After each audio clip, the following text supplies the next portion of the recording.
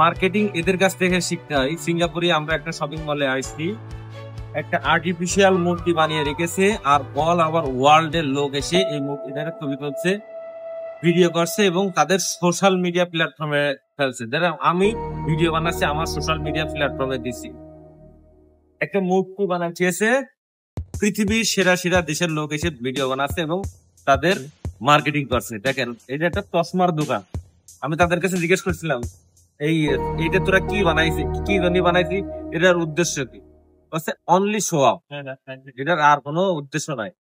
তো দেখেন, একটা চশমার দোকানের একটা মার্কেটিং চিন্তাধারা তাদের মানে মানুষের কল্পনার বাইরে। ঠিক আছে, বিশ্ব শাসন করতে তাদের প্রযুক্তি দিয়ে।